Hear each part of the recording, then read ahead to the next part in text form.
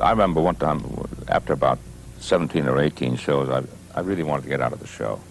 Bonanza wasn't just another TV show, it was a cultural phenomenon that defined the image of the American West for generations. Each week, millions of viewers tuned in to witness the adventures of the Cartwright family, led by the gentle giant Dan Blocker as the beloved Hoss Cartwright. But behind the scenes of this wholesome frontier tale was a world filled with creative tension, personal conviction, and emotional struggles that shaped the show's legacy in ways few fans ever knew. Michael Landon, the youngest of the Cartwrights, was never satisfied simply reciting lines. From the very beginning, he craved creative control, fighting to write and direct his own episodes. Producers initially dismissed his ambitions, but Landon's persistence paid off when one of his early scripts became a surprise hit. That victory launched him into the writer's room and, eventually, behind the camera, foreshadowing the immense creative power he would later wield on Little House on the Prairie. His passion and drive were relentless, and though they sometimes caused friction, they also helped make Bonanza more dynamic and heartfelt than ever. Dan Blocker, who embodied warmth and moral strength as Hoss, carried those same values into real life. During the height of the show's popularity, he refused to participate in segregated events across the South, insisting on performing only before integrated audiences. His quiet act of defiance cost the studio money and exposure, but Blocker's conscience never wavered.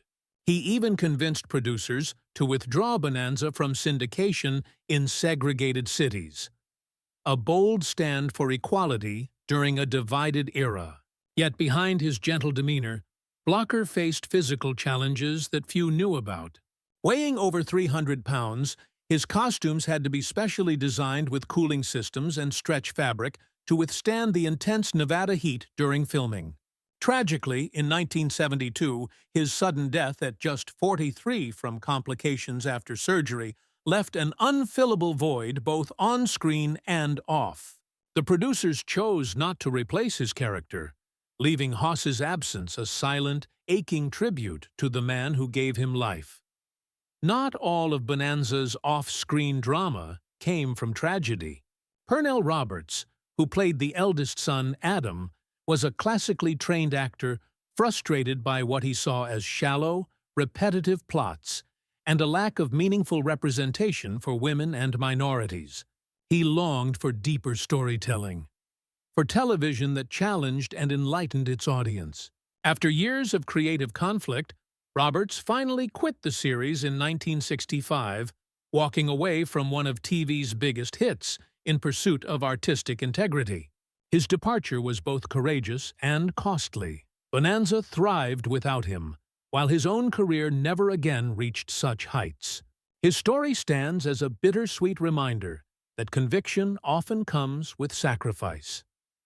Lorne Greene, who anchored the show as patriarch Ben Cartwright, was only in his mid-40s when Bonanza began, barely older than his on-screen sons. But with his commanding voice, silver hair, and quiet authority, he convincingly embodied the wise father figure of the Ponderosa.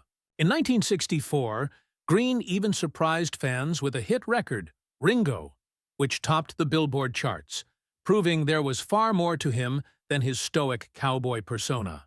The same year, a fire nearly destroyed Bonanza's Virginia City set, threatening to end the series altogether. Quick action saved it, allowing the legend to endure. Though for a brief moment, the heart of the show hung in the balance.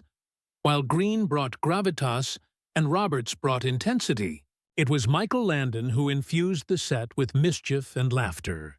Known for his relentless energy, Landon was the prankster of the Bonanza family, filling co-stars' boots with jelly, swapping wigs, and turning long shooting days into moments of unexpected comedy.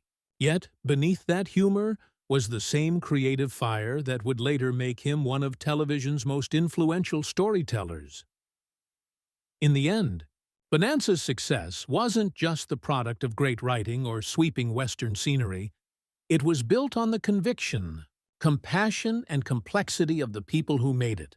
Greene's wisdom, Landon's ambition, Blocker's conscience, and Roberts's integrity turned a simple frontier drama into something timeless. Behind the gunfights and horseback rides were men who wrestled with ambition, morality, and loss. And in doing so, they created a show that still echoes across generations as a portrait not just of the Old West, but of humanity itself.